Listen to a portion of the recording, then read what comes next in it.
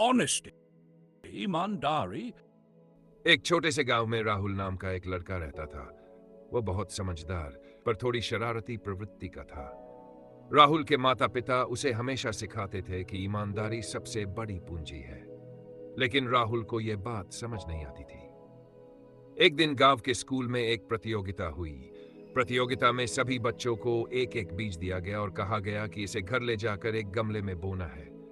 3 महीने बाद जिस बच्चे का पौधा सबसे अच्छा होगा उसे विजेता घोषित किया जाएगा।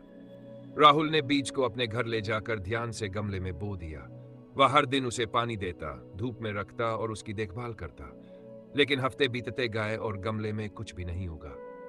राहुल निराश हो गया। उसने सोचा, शायद मैंने कुछ गलत किया। 3 महीने पूरे हो गए। सभी बच्चे अपने गमले लेकर स्कूल पहुंचे।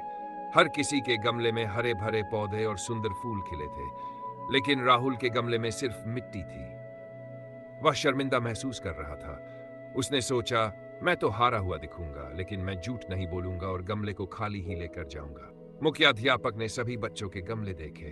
वे हरे भरे पौधों और फूलों को देखकर खुश हुए, लेकिन जब उन्होंने राहुल का खाली गमला देखा तो वे रुक गए।